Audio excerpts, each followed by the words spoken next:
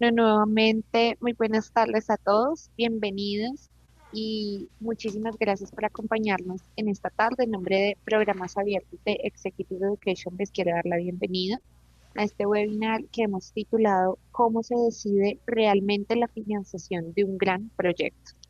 El día de hoy nos acompaña el profesor Carlos Mario Arango. El profesor es consultor financiero y de banca de inversión con amplia experiencia, más de 25 años en consultoría financiera, valoración de empresas, finanzas corporativas, modelos financieros, planeación financiera, estructuración y evaluación financiera de proyectos, gestión financiera, contable y de procesos financieros. Trayectoria en banca de inversión en proyectos de infraestructura, oil and gas, transporte, apps, valoración de empresas, sector cooperativo, educativo, debida diligencia para inversión de recursos, también consultor de entidades multilaterales como el Banco Interamericano de Desarrollo, la Agencia de Cooperación Alemana, la Corporación Andina de Fomento. Consultor también de entidades público-privadas como la Agencia Nacional de Infraestructura ANI, el Departamento Nacional de Planeación DNP, la Secretaría Distrital de Movilidad de Bogotá, la Financiera de Desarrollo Nacional, Centro de Diagnóstico Automotor del Valle, Empresa Férrea Regional, entre otros. Y también, por supuesto, docente universitario en maestrías y programas de educación continua y educación ejecutiva, también con más de 25 años. Profesor Carlos Mario, muchas gracias por acompañarnos. En este momento le cedo la palabra. Muchas gracias y buenas tardes para todos. Em, Voy a compartir pantalla. No tengo forma de compartir pantalla. Dame un momento. Ya.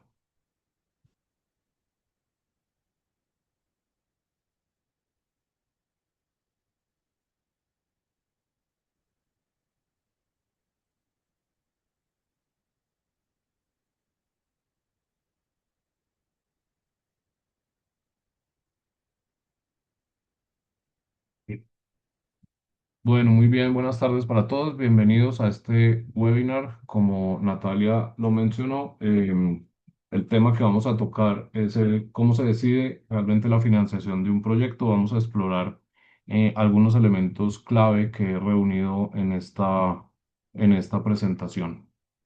Permítanme un segundo nomás.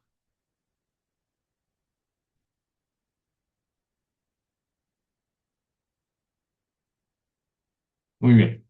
Eh, Algunos hechos y datos importantes. Em, la brecha en América Latina asciende a los 250.000 millones de dólares para inversión en infraestructura. Como vamos a ver un poco más adelante, bueno, acá también está la región, LATAM atrajo más de 770.000 millones de dólares en capital privado en los últimos 30 años. El tema es que el capital existe, pero realmente lo que falla a veces es la estructura que hace que ese capital realmente entre a los proyectos. Datos también relevantes como para entender un poco la magnitud de este tema y la relevancia. El número de proyectos de asociación público-privada creció un 25% entre el año 2022 y 2024 y la inversión total aumentó el 15%. Pero ese incremento no se explica por mejores proyectos, sino por proyectos mejor estructurados. Y aquí empezamos a dilucidar un poco la clave sobre qué es cómo se decide realmente si el proyecto es bancable o no, es financiable o no. Entremos en materia. Esos 770.000 millones de dólares de todas maneras generan una brecha de 250.000 millones de dólares para América Latina y el Caribe, según el Banco Interamericano de Desarrollo y el estudio de Infrascope del año 2024.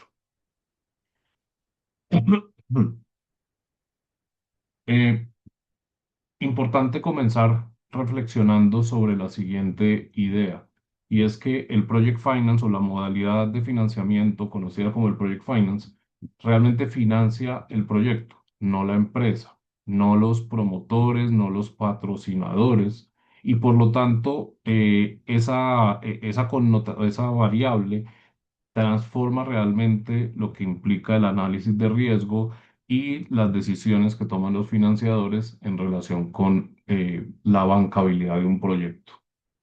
En un crédito corporativo, el financiador se concentra en evaluar el balance de la empresa, la solvencia patrimonial de los accionistas, mientras que en un project finance realmente lo que se evalúa exclusivamente es la capacidad que tiene el proyecto de generar flujos de caja para repagar el financiamiento otorgado en la etapa preoperativa del mismo.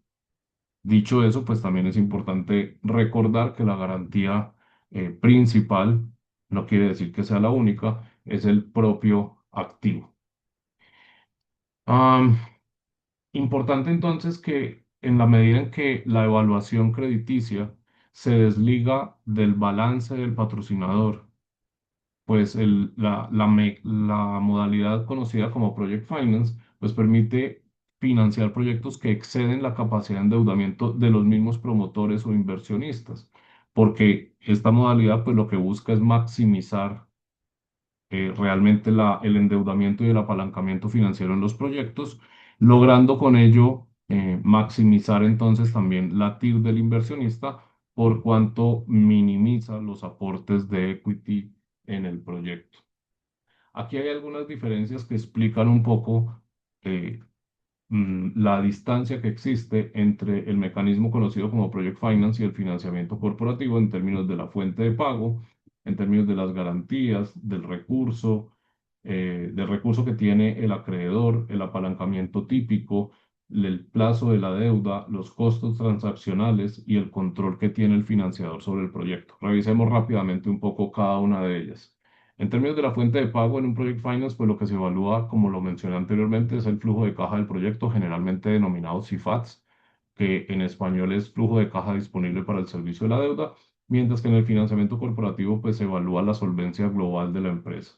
En términos de las garantías, pues están constituidas principalmente por los activos mismos del proyecto y por los contratos o la red contractual de la sociedad de propósito especial que se conforma para poder decantar en ella todos los flujos de recursos y todas las relaciones jurídicas que existen orbitando alrededor del proyecto. Mientras que en el financiamiento corporativo, pues la garantía es el balance general de la empresa, obviamente pues con algunas adiciones, pero principalmente pues se presta es contra la fortaleza del balance general. En términos del recurso, en el Project Finance hablamos de Project Finance sin recurso o Project Finance con recurso limitado. Esto lo vamos a tocar un poco más adelante. Mientras que en el financiamiento corporativo, pues se plantea un recurso pleno contra todos los activos de la compañía. En el Project Finance hablamos de estructuras típicas entre el 70 y el 80% de la necesidad de los recursos o del costo del proyecto vía deuda y por lo tanto la parte complementaria, un 20-30% vía equity. Estos niveles de apalancamiento no son usuales en el financiamiento corporativo porque pues, se maneja un porcentaje o unos niveles de endeudamiento financiero un poco menores. En el plazo de la deuda también hay grandes diferencias. Vemos proyectos financiados bajo la modalidad de Project Finance que oscilan en un plazo de deuda entre 7 y 25 años, vinculado evidentemente o codependiente de la vida del activo del mismo proyecto, mientras que en el financiamiento corporativo pues difícilmente se logra superar los 10 años de plazo total. En términos de los costos transaccionales, el Project Finance es una estructura que resulta costosa, onerosa, en la medida en que hay una serie de actividades y una serie de participantes que todos, digamos, implican la adición de costos en relación con el financiamiento corporativo. Tenemos el caso de los costos asociados a la debida diligencia, costos de asesores, contratos especializados, abogados, una diligencia también en términos ambientales, sociales, etcétera, pues que tiene, digamos, o incrementa el costo del proyecto y de la transacción.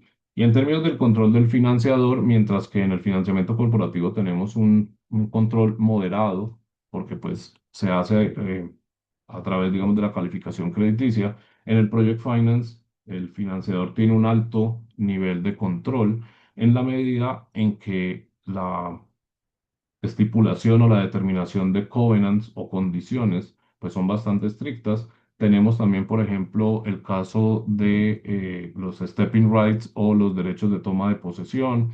Tenemos cuentas de reserva que de alguna manera, pues esto en conjunto lo que hace es limitar la discrecionalidad del proyecto y de los inversionistas para el manejo del flujo de caja. No es un flujo de caja manejado o administrado de manera discrecional, sino sujeto a las condiciones que pone el contrato de crédito.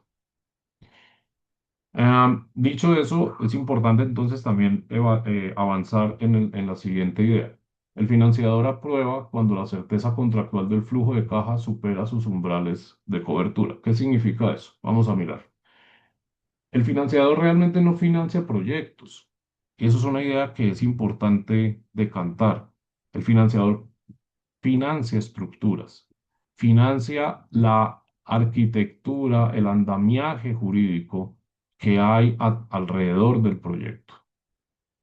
En la medida en que ese andamiaje y esa estructura esté bien conformado, esté conformado, digamos, adecuadamente, y ya vamos a ver eso qué significa, es importante entonces señalar que el financiador presta o pone su foco de atención en la estructura. Evidentemente analiza temas relacionados con el proyecto, pero su foco de atención es cómo está armado ese andamiaje jurídico alrededor del proyecto. Antes de comprometer recursos de deuda, el financiador necesita verificar que cada riesgo relevante tiene un propietario contractual y por eso es que la red de contratos, por eso el andamiaje jurídico resulta ser una pieza clave para la bancabilidad del proyecto. Porque si hay riesgos que no están, que no tienen una propiedad contractual en cabeza de alguno de los agentes participantes dentro del proyecto, pues ese es un vacío que en el caso en que se llegue a materializar, pues evidentemente puede comprometer la capacidad de pago del proyecto hacia el financiador. En ese sentido, entonces, tenemos como cuatro dimensiones importantes para analizar. La primera es la certeza contractual del flujo de caja. Importante tener en cuenta los ingresos que originan el flujo de caja están dados o están asegurados hasta qué punto. Mm, y para eso, pues es importante evidenciar por parte del financiador el grado de compromiso contractual por parte de una contraparte solvente, lo que llamamos generalmente el off-taker. Un proyecto con una alta demanda esperada, pero sin un contrato justamente de offtake, pues no tiene la certeza que el financiador requiere. Y puede que haya un estudio de demanda que lo respalde, etcétera, pero pues si esto no está afinado y si no está confirmado vía contratos, pues evidentemente ese estudio de demanda, eh, por más calidad que tenga, pues evidentemente no es una garantía, no garantiza al financiador que evidentemente en la realidad se dé. La diferencia entre el mercado va a pagar y el contrato obliga a pagar es la diferencia entre una inversión de capital y un préstamo bancario. En segunda medida tenemos la calidad crediticia del off-taker. Como lo mencioné tal vez aquí, el ingreso del proyecto vale exactamente lo que vale la contraparte que lo paga. ¿Qué significa eso? Significa que, por ejemplo, en términos de, o en proyectos de energía, un contrato de compra de energía o Power Purchase Agreement, firmado con una empresa estatal, por ejemplo, de primer nivel, y uno firmado con un comprador privado sin calificación crediticia o sin una solvencia patrimonial adecuada, pues evidentemente pueden tener el mismo valor nominal, es decir, el contrato puede valer lo mismo en términos monetarios, pero tienen perfiles de riesgo radicalmente distintos y esto hace una diferencia importante en el financiador. Como lo mencioné también, pues una asignación contractual de cada riesgo relevante es una pieza clave y por lo tanto, pues armar la matriz de riesgo, identificar quiénes son los que absorben, retienen o transfieren el riesgo, resulta ser una pieza clave en todo este entramado jurídico y financiero alrededor del financiamiento de un proyecto. Y por último, no es una lista exhaustiva, pero pues digamos que considero que son las condiciones más representativas a tener en cuenta, pues evidentemente el establecimiento y la evaluación de la capacidad del proyecto de cumplir con unas métricas de cobertura, pues hace también parte de esta evaluación y de la toma de decisiones del financiador alrededor del proyecto. El financiador por lo general determina o establece umbrales mínimos de una métrica bastante usual en el Project Finance, que es el Debt Service Coverage Ratio o DSCR, ratio de cobertura del servicio de la deuda. Establece otras métricas como pueden ser, por ejemplo, el Loan Life Coverage Ratio, el Project Life Coverage Ratio, que el proyecto debe mantener y asegurar, digamos, que se cumpla. Un proyecto que cumple, por ejemplo, en el caso base, pero cae por debajo de las coberturas mínimas en un escenario adverso probable o en un escenario de estrés, que sería, por ejemplo, el caso del banco, el banking case, pues no tendría, digamos, posibilidad de tener acceso al crédito. Hablando entonces de esta última dimensión alrededor de las métricas, pues estas métricas están determinadas por fórmulas aritméticas o matemáticas que combinan ciertas variables financieras de la proyección del flujo de caja. En el caso, por ejemplo, del ratio de cobertura al servicio de la deuda, pues tenemos que esta cobertura esta métrica se obtiene a través del cociente de los flujos de caja en un periodo determinado T sobre el debt service o servicio de la deuda en ese mismo periodo. Lo que esto quiere mostrarle al financiador es que evidentemente los flujos de caja disponibles para el servicio de la deuda tienen la holgura y suficiencia necesarias para atender de manera adecuada el servicio de la deuda. Tenemos simplemente como referentes, por ejemplo, mínimos típicos requeridos por el financiador, coberturas entre 1.10 y 1.30 cuando el proyecto, por ejemplo, paga por disponibilidad, caso Metro de Bogotá, o coberturas un poco más altas entre 1.25 y 1.50 cuando realmente exige, perdón, el proyecto reviste un riesgo de demanda evidenciado. Perdón, el promedio del caso base puede estar entre 1.4 y 1.6, dependiendo evidentemente de las condiciones del proyecto. En términos de las otras dos coberturas, a diferencia de la primera, son coberturas más dinámicas porque evalúan, por ejemplo, la capacidad de generación de flujo de caja durante la vida del préstamo traído a valor presente y esto dividido entre el outstanding o el saldo de la deuda. Lo que muestra esto es básicamente evaluar durante toda la vida del crédito si se suma todo lo que el proyecto puede generar desde hoy hasta el vencimiento de este crédito, cuántas veces cubriría la deuda pendiente. Mientras que el PLCR, si bien la matemática es bastante similar al indicador anterior, el valor presente no se toma sobre los flujos de caja de la vida del préstamo o de la vida del crédito, sino durante la vida del proyecto.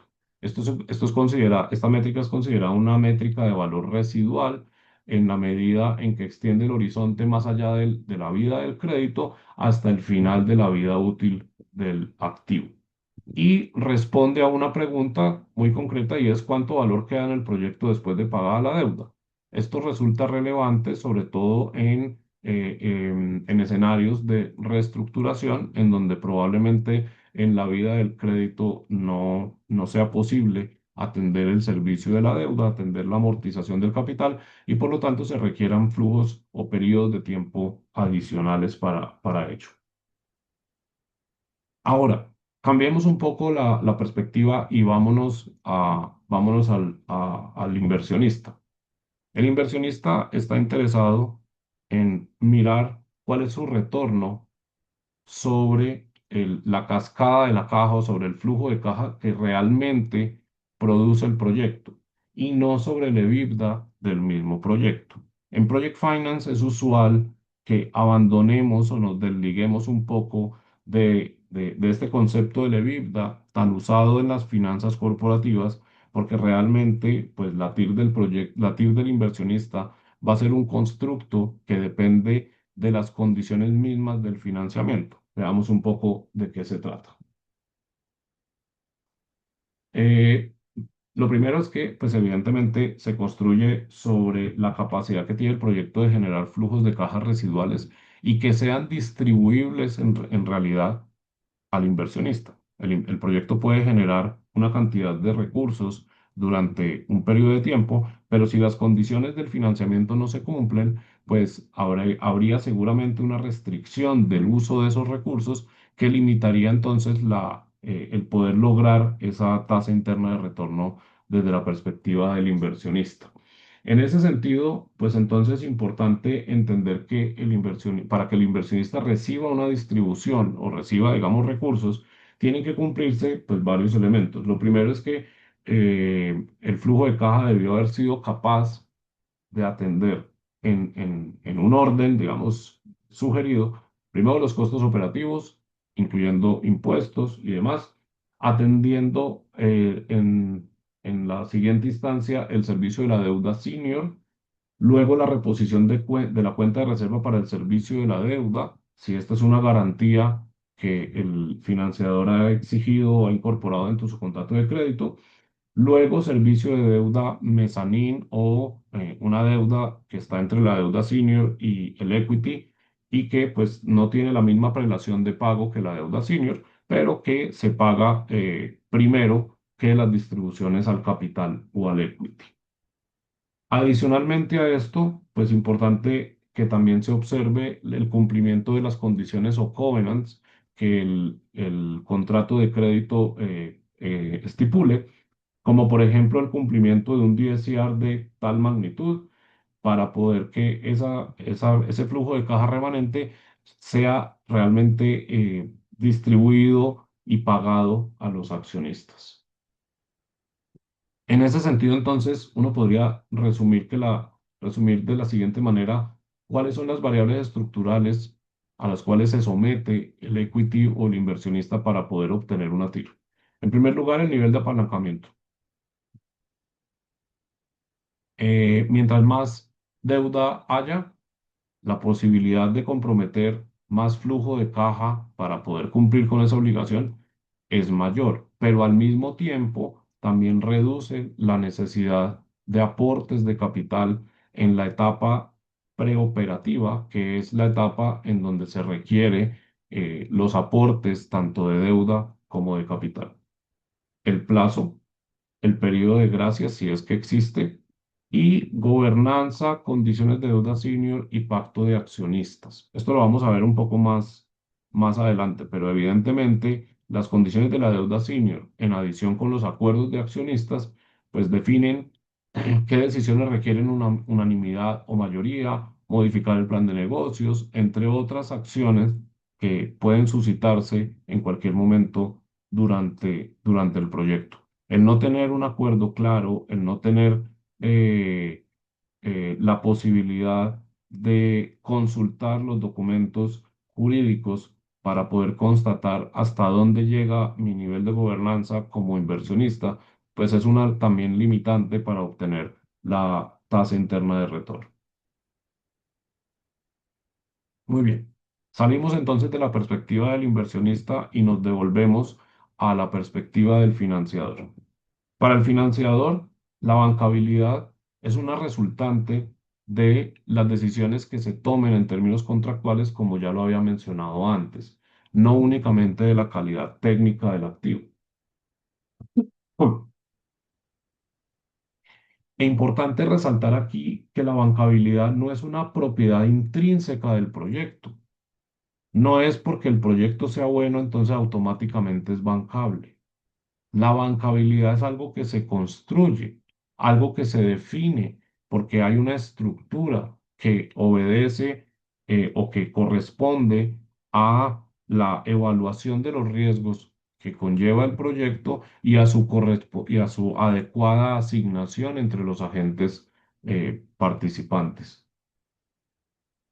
En el caso colombiano, el programa de infraestructura vial de cuarta generación o 4G mostró que la bancabilidad no es un tema abstracto, no es un tema ideológico, es un tema que realmente incide y ayuda porque facilita o limita o imposibilita en algunos casos la bancabilidad, pero el caso de 4G pues ha demostrado, digamos, sus beneficios. ¿De qué manera? Porque el programa de 4G, por ejemplo, mitiga el riesgo de demanda. hablando de infraestructura vial, pues si una de las fuentes de pago son los peajes que se recaudan, el programa de cuarta generación y a través de la ley 1508 del 2012, la creación de las asociaciones público-privadas, estableció contratos estándar en donde el riesgo de demanda es solventado por lo que se conoce como los diferenciales de recaudo, que lo que hacen es evaluar si hay una deficiencia en el recaudo cada cierto tiempo, pues este diferencial es compensado por el Estado, por la nación, y pues con ello mitiga ese riesgo de demanda. En segundo lugar, adicionalmente a los pagos que la nación efectúa por diferencias de recaudo, las vigencias futuras, que son otra de las fuentes de pago del financiamiento, pues lo que aportó fue una calidad crediticia al flujo de caja en la medida en que dichos recursos pues están respaldados con el presupuesto de la nación. Y en ese sentido, pues el flujo de caja sube o incrementa su calidad, reduciendo con ello la incertidumbre y por ende mejorando entonces las condiciones del financiamiento.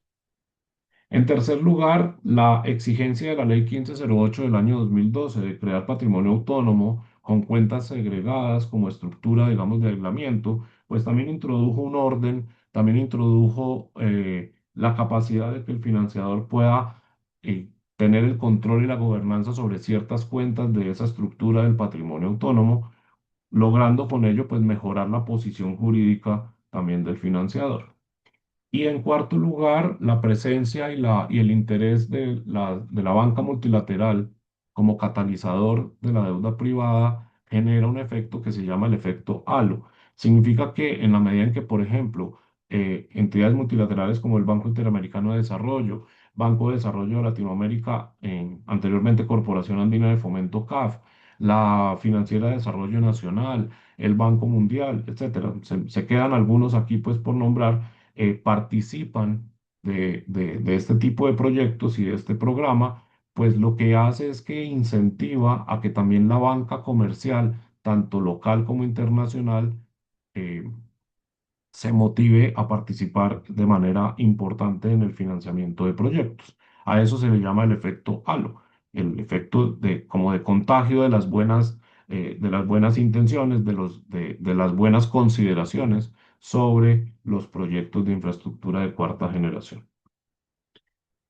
Muy bien, volvamos a tocar entonces ahora un tema que tiene que ver con esa red contractual o con el andamiaje que habíamos mencionado anteriormente. Esa red contractual se convierte en el mecanismo real, el mecanismo efectivo para distribuir los riesgos. Y en ese sentido, y tampoco es una lista exhaustiva, pero pues traje como los principales contratos que hacen parte de esa red. Primero, y si estamos hablando de caso, por ejemplo, de proyectos público-privados, pues evidentemente el contrato de concesión o de asociación público-privada es uno de los principales contratos que entra el financiador a analizar, a entender, para poder darse cuenta realmente de cómo es que está montado el proyecto, cuáles son las condiciones que el concesionario o que el privado debe cumplir para la ejecución adecuada de dicho proyecto. En segundo lugar está el contrato de EPC, que es el contrato de ingeniería, compras y construcción, que evidentemente es uno de los más importantes desde el punto de vista del financiador, porque este contrato le permite al proyecto transferir el riesgo de construcción al contratista, al constructor, mediante mecanismos, por ejemplo, como precio fijo y fecha garantizada, con la posibilidad de cobrar penalidades por retrasos en la ejecución de dicho contrato.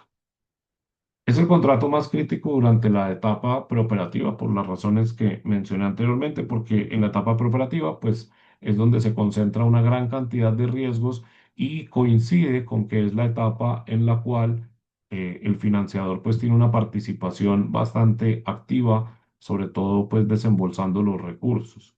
Entonces, monitorear y evaluar de qué manera está estructurado el contrato de EPC resulta un aspecto clave para el financiador. Cuando se superan los riesgos de la etapa de construcción, porque dicha etapa ya culmina, pues fenecen algunos riesgos, pero nacen otros riesgos derivados de la operación y mantenimiento. Y por lo tanto, si el proyecto tiene un contrato de operación y mantenimiento, pues lo que hace el proyecto a través de su SPV o de su SPE, Sociedad de Propósito Especial o Special Purpose Vehicle, es transferir el riesgo operativo a un tercero especializado con la experiencia necesaria para poder garantizar la continuidad del proyecto y evidentemente mejorar las posibilidades de generar el flujo de caja. Y por último, pero no menos importante, el contrato de offtake, eh, si es que hay un off-taker que pueda firmar el contrato. En el caso, por ejemplo, de vías, pues no es posible firmar un contrato porque pues, son los vehículos que pasan y estamos sujetos pues, a la demanda del tráfico, pero en otro tipo de contratos, como por ejemplo energía y otros proyectos, se pueden firmar contratos en donde se determina las cantidades a comprar, las cantidades a adquirir por parte del off-taker, así como también una regulación en términos de cómo van a evolucionar en el tiempo los precios de ese bien o servicio que se presta. Si bien, como mencioné, no es una lista exhaustiva, esto es principalmente en donde se concentra el financiador, en entender realmente de qué manera a través de esta red contractual o de este andamiaje se distribuyen los riesgos en cabeza de quien está en mayor capacidad de poder manejar esos riesgos y administrarlos, de quien es capaz de poder mitigar estos riesgos para que el proyecto pues esté de alguna manera blindado frente a esto. El riesgo difícilmente se logra eliminar, el riesgo se mitiga, pero con fundamento justamente en esta red contractual. Muy bien. Voy a pasar un poco más rápido sobre algunos otros temas para dejar al final unos minutos para compartir con ustedes comentarios, preguntas, etc. Como lo hemos venido mencionando de manera transversal, eh, pero no ha sido definido aún el papel que juega la Sociedad de Propósito Especial o SPE o en inglés SPV. Esta figura es la que puede materializar realmente que el proyecto tenga un aislamiento jurídico para poder concentrarse en evaluar la capacidad específica del proyecto de generar flujos de caja, sin considerar el balance del patrocinador o del inversionista. Por eso este tipo de proyectos o por eso este tipo de operaciones se denominan operaciones off balance, por fuera del balance del patrocinador. En una estructura típica no completa, aquí estaría el vehículo del proyecto y el vehículo del proyecto es el que está sujeto a recibir los aportes patrimoniales, los recursos del financiamiento. Seguramente si hay aquí también una figura fiduciaria, pues habrá una cesión de los derechos económicos de esa sociedad de propósito especial a la figura fiduciaria, pero pues eso no es otra cosa que una adición que mejora las condiciones del financiamiento, toda vez que la figura fiduciaria, pues evidentemente proporciona trazabilidad, objetividad en el manejo de los recursos y en el manejo de la cascada de la caja o también conocida como cash waterfall. Entonces, en conclusión, la sociedad de propósito especial permite el aislamiento jurídico del riesgo, se concentra en esa sociedad o eventualmente en la figura fiduciaria, proporciona también un control operativo mucho mayor en escenarios de estrés. El financiador pues no se limita a contar con una promesa de pago, negocia derechos de control real sobre el proyecto en escenarios de dificultad, los llamados stepping rights, por ejemplo, son un caso que aplica para esto. Adicionalmente a mecanismos como prenda sobre las acciones de la sociedad, cesión como garantía de todos los contratos, control sobre las cuentas bancarias del proyecto, en especial la de la cuenta de reserva para el servicio de la deuda, etcétera, etcétera. Y por último, esta figura permite entonces también que el financiador implemente mecanismos de un Limited Recourse Project Finance. ¿Qué significa esto? En América Latina la mayoría de las transacciones se hacen bajo esta figura, Limited Recourse, no con la figura de Non-Recourse. La figura de Limited Recourse, pues lo que permite es que los patrocinadores asuman compromisos acotados, por eso es limitado, durante el periodo de construcción, garantías de completitud, un equity contingente, digamos, para algún sobrecosto, y ese compromiso se extingue una vez el proyecto alcanza la operación comercial, em, pero de todas maneras, pues le da al financiador la posibilidad, pues, de reclamar contra el bolsillo del inversionista en caso de que haya alguna dificultad, como lo mencioné anteriormente. Esto permite entonces equilibrar la protección del financiador con los incentivos del patrocinador, es decir, una alineación de incentivos para completar la construcción de manera adecuada. Muy bien. Ahora, la importancia de tener y de definir, bien sea en el SPV o en la figura fiduciaria que se adopte, un orden de prelación, llamado también cascada de caja o cash waterfall, es que justamente esa prelación, ese orden, le permite al financiador identificar eh, y controlar y monitorear la forma como los recursos entran al proyecto, pero también de cómo se van agotando en la medida en que se cumple con esa prelación. Si estableciéramos un orden de manera general, pues lo primero que tiene que cubrir los ingresos del proyecto son los costos operativos y de mantenimiento, el servicio de la deuda, la reposición de la cuenta de reserva en caso de que haya sido utilizada o en caso de que los pagos de deuda pues vayan incrementando la necesidad de tener más recursos en la cuenta de reserva. El servicio de la deuda mezanín, si existe en la estructura, reservas adicionales como por ejemplo la reserva de mantenimiento mayor, Major Maintenance Reserve Account, y otras dependiendo de lo que estipule el contrato de crédito, para finalmente llegar entonces a la distribución a accionistas. Esto es un resumen, algo muy esquemático sobre cuál sería, por ejemplo, la prelación en el uso de los recursos. Muy bien. Ahora, el proyecto o los proyectos por lo general tienen la tendencia y el interés de buscar la maximización del endeudamiento financiero. Pero el endeudamiento financiero o la estructura de capital no es una decisión de los inversionistas, es una resultante de lo que realmente los flujos de caja permiten evidenciar en relación con la capacidad de pago. Y por ello, dado que el Project Finance también dentro de sus definiciones más típicas se considera que es un financiamiento hecho a la medida, pues los flujos de caja eh, deben cumplir en todo momento con el nivel de cobertura. Por eso se utiliza, a diferencia de las amortizaciones lineales, caso financiamiento corporativo, se utiliza generalmente el mecanismo de la deuda esculpida. En esta diapositiva pues vemos cómo es el mecanismo de la deuda esculpida. Básicamente lo que se hace es identificar en el plazo de la deuda cuál es la capacidad de generación de caja que tiene el proyecto,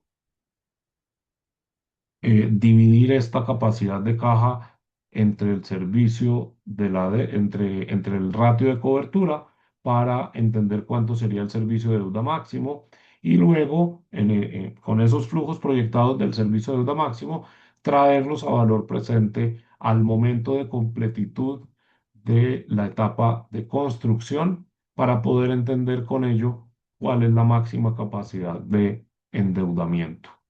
y el plan de pago o la amortización, el balloon payment que se genera como consecuencia de una deuda esculpida, pues también va amortizando en la medida en que el flujo de caja lo permite, evidentemente priorizando el pago de intereses sobre la amortización de capital.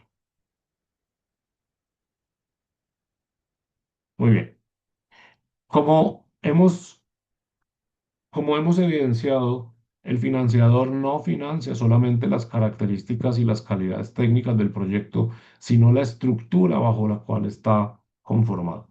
Y parte de esa estructura tiene que ver con las condiciones mismas que el financiador estipula.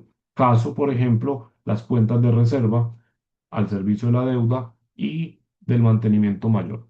Estas coberturas, perdón, estas cuentas de reserva son las líneas de protección que tiene el financiador antes del evento de default. El financiador no quiere, bueno, no desea que el proyecto pare operacionalmente y tampoco desea que el proyecto tenga una insuficiencia para cumplir con el cronograma o calendario de amortización de la deuda. Entonces, por lo tanto, pues suele implementar este tipo de mecanismos como protección justamente em, para poder evitar que haya dificultades en el caso en que el flujo de caja pues sufra alguna adversidad. Básicamente estas cuentas de reserva, hay más, simplemente traje estas dos como ilustración. Estas cuentas de reserva, pues lo que hacen es una provisión líquida, no es una provisión contable, es una provisión líquida de recursos en donde, en el caso particular de la cuenta de reserva para el servicio de la deuda, el financiador pues tiene plena gobernanza sobre esta cuenta y lo que hace es acumular una cantidad de meses proyectados de lo que se espera sea el servicio de la deuda, para que en caso de que el flujo de caja sea insuficiente, pues se puedan tomar los recursos faltantes para cumplir con el servicio de la deuda en el momento en que esto ocurra y no ver afectado el plan de recuperación de la cartera por parte del financiador. Mientras que la cuenta de reserva para el mantenimiento mayor es una de las expresiones también del financiador sobre el interés de que el proyecto no pare. Al igual que existe una cuenta de reserva para el mantenimiento mayor en algunos proyectos, puede también existir una cuenta de reserva para operación.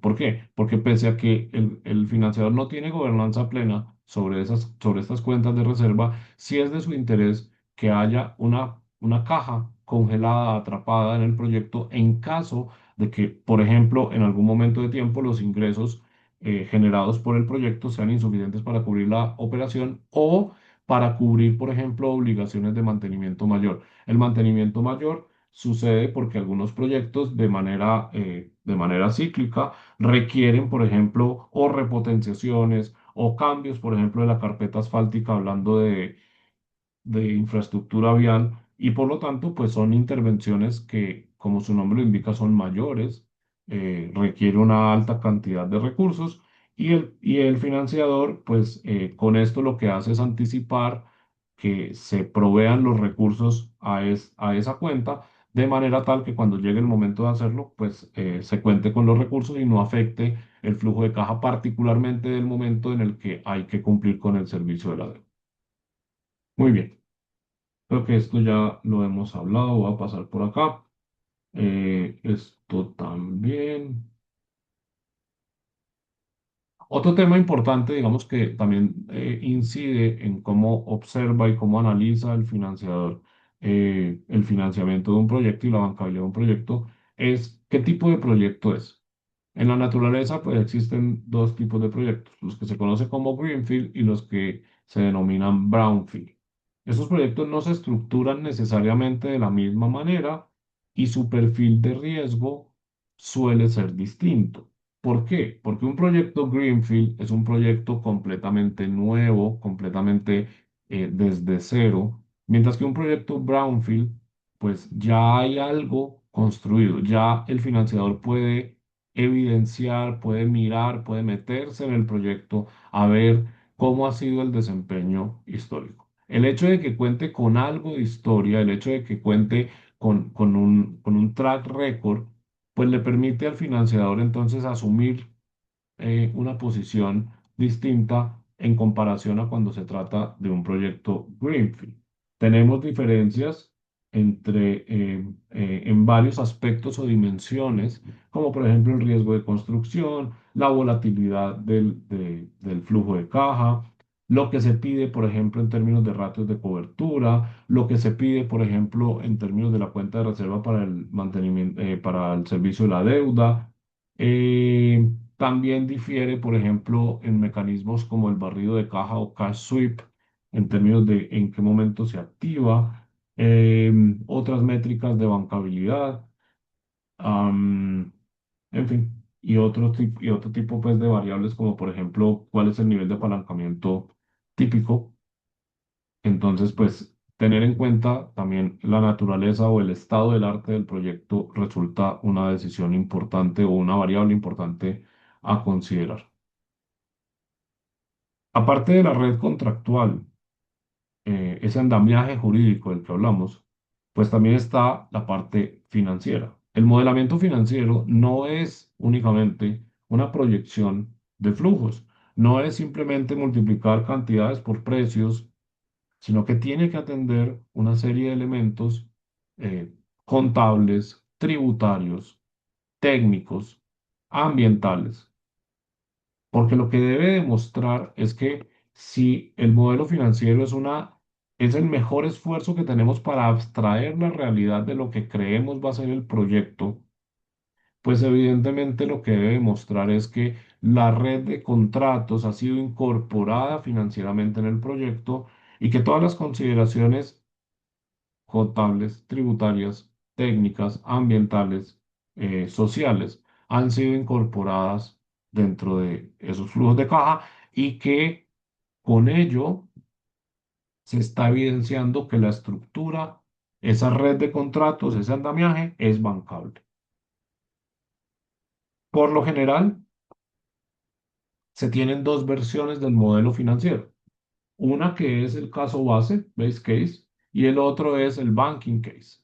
El caso base es generalmente el que el promotor, patrocinador, inversionista analiza en términos de el periodo de recuperación de su inversión, en términos de la expectativa que tiene de su rentabilidad, con, con supuestos, digamos, moderados. Mientras que el financiador va a tomar el caso del banco y el caso del banco difiere del caso base porque el caso del banco es un escenario estresado. Lo que le interesa al financiador es ver bajo condiciones de estrés si las métricas de bancabilidad se siguen cumpliendo, si el plazo otorgado se va a cumplir o no bajo esos escenarios de estrés o qué pasa en el modelo financiero, cómo reacciona el modelo financiero frente a esos escenarios de estrés. Muy bien. Ahora, hasta ahora hemos omitido hablar de el riesgo regulatorio y cambiario, que son variables que el financiador no necesariamente puede controlar, pero que sí inciden y condicionan en su participación. El riesgo, en términos del riesgo cambiario, estadísticas como por ejemplo las siguientes. De 33 países de América Latina y el Caribe, solamente 7 tienen calificación de grado de inversión, investment grade. La señal más utilizada por los financiadores internacionales para calibrar el riesgo regulatorio y soberano de una jurisdicción. Es decir, la TAM plantea retos importantes para el financiamiento, dado pues que no son muchos los países que tienen ese grado de inversión. Simplemente como para traer a colación rápidamente un ejemplo, el caso de México es el más documentado. Esto lo mencionan entidades como la CAF, el BID, por ejemplo. Entre 2019 y 2024, los ganadores de subastas de energías renovables se vieron afectados financieramente de manera importante en sus proyectos cuando el gobierno negó los derechos de interconexión, elemento que sin eso es una condición sine qua non para poder avanzar en un proyecto de energía renovable. Y por lo tanto, el proyecto estaba armado, los contratos estaban estructurados, todo el andamiaje, toda la modelación Todas las actividades previas que consumen también caja estaban listas, pero el recurso gastado o empleado hasta ese momento realmente no es lo más relevante. Lo más relevante es la imposibilidad de generar hacia adelante los flujos de caja del proyecto. Y esto pues se debe a una decisión política del gobierno. En términos del riesgo cambiario, importante tener en mente que el 43% de las fuentes globales de financiamiento de infraestructura opera en dólares y el 17% en euros. En Latinoamérica, eh, la banca pues tiene una capacidad importante, pero limitada. Y por eso explica también en buena cuenta pues que tengamos actores internacionales de banca, caso Rabobank, Natixis, Crédit Agricole, Sumitomo, Banco de Tokio, etcétera, que participan también activamente en estos mercados financiando, pero financiando principalmente en moneda extranjera. Entonces, claro, como los plazos del financiamiento tipo Project Finance son largos, es difícil encontrar mecanismos de cobertura, un cross-currency swap, un forward, etcétera, que operen a la misma duración del plazo del crédito. Importante tenerlo en cuenta porque, pues, evidentemente, el financiador es bastante proclive y propenso a exigir ese tipo de coberturas y si no las exige el financiador, seguramente el, el proyecto las va a requerir. Otro tema importante que incide en en la bancabilidad del proyecto es la capacidad de aguante de los promotores y patrocinadores. Y eso tiene que ver con que antes de que se firme el contrato de crédito, puede pasar fácilmente entre 12 y 24 meses. Y esto no es caprichoso, es porque hay que surtir una serie de pasos, como por ejemplo darle el mandato al asesor que consigue o que estructura el financiamiento, hay que hacer un proceso de estructuración y term sheet, modelaje financiero, etcétera. Luego viene todo el proceso de debida diligencia por parte del financiador, contrata a otros asesores denominados ingenieros independientes, negociación de términos, puede tardarse eh, desde el mes 8 hasta el 12, hasta el 18. Pueden haber, luego establecer, digamos, el perfilamiento del contrato de crédito, las condiciones precedentes y firma, puede estar entre el mes 12 y el mes 24 y el primer desembolso, pues una vez se tenga esto. Elemento importante, algunos pueden agotarse el oxígeno en algún momento, puede pasar varias cosas. Por ejemplo, durante esa época, en el año 2008, con la crisis inmobiliaria en Estados Unidos, tuvimos un efecto de cola en Colombia, en donde yo estaba participando en un Project Finance, los costos se subieron más o menos un 30%, tema de dólar, tema de precio del petróleo, y el inversionista se quedó sin oxígeno. Y estábamos en plena etapa de estructuración financiera. Entonces, pues evidentemente, eso es algo que hay que tener también en cuenta y hacer las previsiones del caso.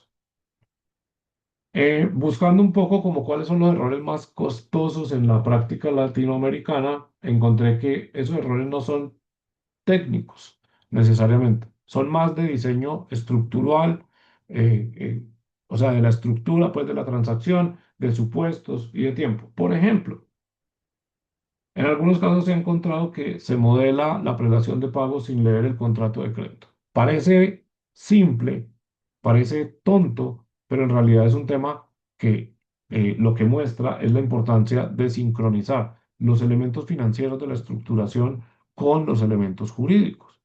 Porque si no hay coherencia entre estos dos, pues evidentemente eh, no, no es factible lograr la aprobación del financiamiento.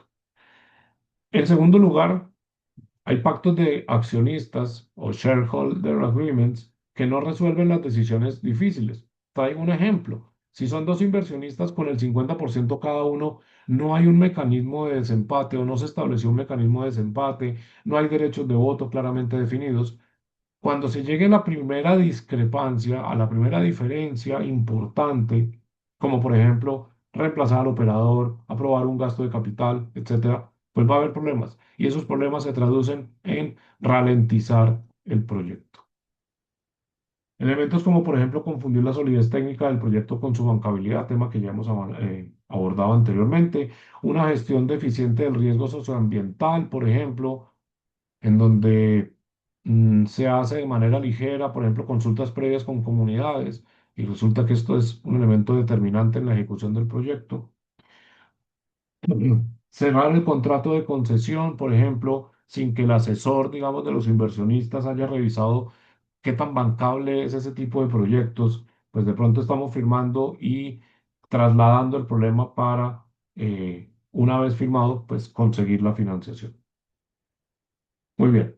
Entonces, damas y caballeros, en esta breve charla, lo que hemos hablado es del financiador. El financiador evalúa la certeza contractual del flujo de caja, no necesariamente el potencial de mercado ni la solidez técnica del activo, o no únicamente eso. La sociedad de propósito especial hace posible el aislamiento jurídico, tema importante. El inversionista construye la TIR del equity y solamente va a lograrlo cuando entiende cómo es la relación de prelación en el cash waterfall. La estructura de capital refleja la capacidad de endeudamiento y no es un capricho ni una decisión que se tome en una junta directiva. La bancabilidad es un atributo de la estructura, no del activo. La bancabilidad se construye como a través de una red contractual y a través de una adecuada estructuración financiera. Temas de timing importantes a considerar, la red contractual, y los errores más costosos no necesariamente son técnicos, sino de diseño. Estructuramos mal el financiamiento, suponemos proyección de variables que pueden ser bastante optimistas, entre otros. Con esto, damas y caballeros, cierro un poco el tema. En la presentación quedan algunas referencias bibliográficas para que tengan en cuenta. Les agradezco mucho el tiempo y Natalia, podemos dar unos minutos para, para abrir el espacio para comentarios y preguntas. Claro que sí, profe. Pues mientras vamos recopilando algunas preguntas, si quieren dejarlas por el chat o si quisieran ir levantando la mano para participar, les voy a compartir una información pues muy breve también sobre el programa del cual hemos escuchado el día de hoy, que en este caso es Project Finance. Tenemos unas cohortes que inician en el mes de mayo, que es la más próxima que tenemos. En el mes de septiembre también vamos a tener una cohorte, las dos serán en modalidad virtual. Este programa tiene una duración total de 44 horas. Eh, el público objetivo pues, está dirigido principalmente a profesionales en áreas de inversión, banca, ingeniería, desarrollo de negocios en áreas de energía, infraestructura, minería, gerentes financieros, funcionarios de sector público con responsabilidad en licitaciones, ejecución y financiamiento de asociaciones público-privadas, consultores y asesores financieros, firmas de abogados. Los objetivos principales, pues, es poder entender esas circunstancias bajo las cuales la técnica es ventajosa para el proyecto, identificar factores críticos de riesgo asociados al proyecto, conocer asignación de riesgos identificados entre las partes interesadas, aprender algunas técnicas comúnmente utilizadas de mitigación, valoración y gestión de riesgos del proyecto, también aproximarnos al marco legal aplicable en Colombia en todo lo referente a Project Finance, conocer las fuentes de financiación más usuales para este tipo de proyectos, entender cómo la estructura de un proyecto afecta a los incentivos de gestión y la creación de riqueza y adquirir los conocimientos necesarios para analizar modelos financieros. Los módulos que vamos a estar desarrollando es primero los fundamentos generales del Project Finance, luego nos acercamos ya a los fundamentos jurídicos de los contratos de Project Finance y APPs.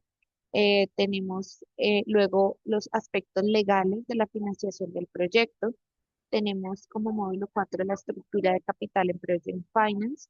Luego tenemos la estructuración de la financiación, técnicas de modelaje financiero y finalmente gestión de riesgos en proyectos de Project Finance. En general, este programa está no solamente enfocado a un componente magistral, sino también un componente práctico que ustedes van a desarrollar por medio de talleres de simulación y de análisis de casos. Entonces, pues bueno, es algo que ustedes van a poder abordar de una manera mucho más acercada a la realidad.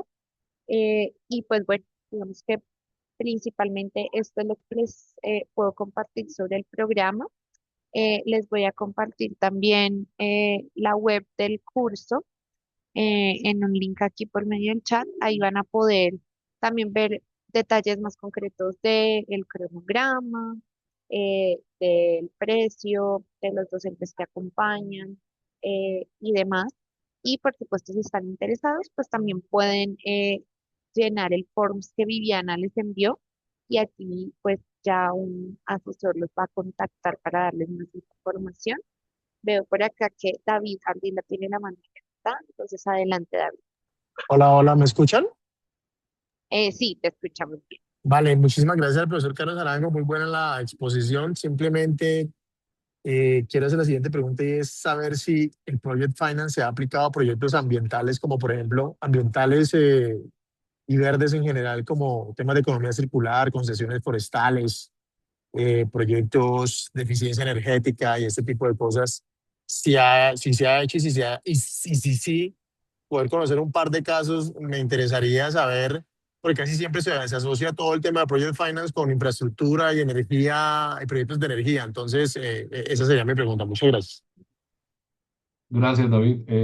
Yo en particular no he participado en esos. En el pasado, siendo asesor de la Financiera de Desarrollo Nacional en la parte de estructuración, vimos unos proyectos, por ejemplo, de parques, de temas recreativos. Sé que no es exactamente tu pregunta, pero pues siempre y cuando el proyecto, y mi respuesta sería siempre y cuando el proyecto tenga una fuente de pago que uno pueda, digamos, atribuirle un nivel de certidumbre, pues puede ser un candidato para un mecanismo de financiamiento como el Project Finance. Vale, muchas gracias. Vale, David. Will, Willington, Willington, Cordial saludo, muchas gracias por la clase, muy interesante. Quería preguntarte si bajo el Project Finance tiene la estructura para hacer el cubrimiento de un proyecto de un parque solar de mediana o alta infraestructura de inicio a fin. Entendiendo de que este tipo de proyectos pues se puede hacer con una financiación internacional o una nacional. Pues quisiera entender si dentro de esta estructura robusta que mostraste se puede aplicar toda esta metodología para estructurar este proyecto. claro que sí. Yo de hecho trabajo en este momento con proyectos de energía solar de Sí, varios tamaños. Una mega, pero también he visto proyectos de algunas gigas. eh, y por pequeño que sea, y te voy a hablar de los pequeños porque si hablo de los pequeños, pues significa que entonces para los grandes también aplica. Porque pese a que, por ejemplo, un proyecto de una mega es un proyecto de $1 millón de CAPEX o de inversión, más o menos. correcto, sí, señor. Es un proyecto en donde se le pueden aplicar algunos elementos del Project Finance. Yo tengo conversaciones adelantadas con dos bancos nacionales. Por ejemplo, pues esto no amerita, digamos, una banca internacional, pero tengo conversaciones adelantadas con dos bancos locales en donde hemos acordado, o en el intercambio de ideas hemos estado de acuerdo más bien, en que pese a lo pequeño del proyecto, es un proyecto que debe ser mirado desde la óptica del Project Finance. De hecho, Vamos, Sí, señor. vamos a construir una sociedad de propósito especial. Se va a financiar hecho a la medida. El banco ha entendido que no me puede proponer una estructura, digamos, de financiamiento corporativo típico en donde las amortizaciones sean lineales, porque no es el típico proyecto para mirarlo así. Entonces, pues con eso, digamos, desmitificamos un poco. Yo hace unos años decía, mire, un proyecto por menos de 10 millones de dólares, 15 millones de dólares, ni lo piense en Project Finance. Hoy lo estamos pensando. Y hoy, pues, por eso menciono, digamos, el caso particular, porque estamos viéndolo así. Claro, mi cliente tiene 10 proyectos de una mega y pues obviamente el banco está interesado en llevarse la torta completa, pero hay que mirarlo individualmente y el banco está dispuesto a hacerlo así bajo un esquema de Project Finance. No sé si con eso respondo tu pregunta. Sí, señor doctor. Otra cosa, ¿puedo tomar un atrevimiento? ¿Tú me regalarías tu contacto acá por el chat? Sí, señor. Muchas gracias, muy amable, doctor. Eh, ahí está. Muy bien. Damas y caballeros, ¿algún otro comentario? ¿Fue clara la exposición de los temas? Sé que era bastante, corrí un poco, pero pues espero haya sido de utilidad para los asistentes. Excelente presentación, doctor. Muchas gracias. Y a todos los compañeros. Gracias. Bueno, no, muchas gracias a usted, a ustedes. Gracias también a la universidad por abrir este espacio. Para mí es un placer y un honor trabajar como docente de cátedra de la Universidad de los Andes. Llevo 26 años en esta labor. Soy consultor financiero y combino los elementos prácticos con los elementos teóricos. Soy el que en el seminario de Project Finance dicta el capítulo financiero y trato siempre de combinar y equilibrar la teoría con la práctica a través de casos, mini casos que desarrollamos en la misma sesión de clase, con el objetivo justamente de que pues, los participantes en el seminario se lleven un material práctico que sea útil y pues que les permita recordar, así haya pasado tiempo, pues los fundamentos de lo que pretendemos mostrar y compartir con ustedes a través del seminario. Adicionalmente, soy el coordinador académico del seminario. Luego, cualquier elemento o cualquier comentario relacionado conmigo o con los demás conferencistas, pues también será recibido y atendido de manera inmediata por mi parte. Muchas gracias a todos por el tiempo. Los espero en el seminario de Project Finance de la Universidad de los Andes. Profe, muchísimas gracias a ti por tu tiempo, por este espacio y gracias a todos por haberse conectado con nosotros. Como dice el profesor, esperamos verlos pronto en las aulas y les deseamos una muy feliz noche. Que estén muy bien. Muchas gracias a todos. Vale, gracias. Gracias. Muchísimas gracias. Gracias. Muchísimas gracias. Natalia, están preguntando en el chat si es posible compartir la grabación. Estás en silencio. Perdón. Sí, va a quedar publicada en los próximos días en nuestro canal de YouTube que aquí mismo les dejo. Entonces, la presentación como tal no la compartimos, pero la grabación sí queda publicada en el canal de YouTube que les acabo de enviar por el chat. ¿Listo? Muchas gracias. Vale, Natalia, muchas gracias. Gracias a todos. Gracias. Nuevamente, hasta luego. Perfecto, muchísimas gracias. Hasta luego.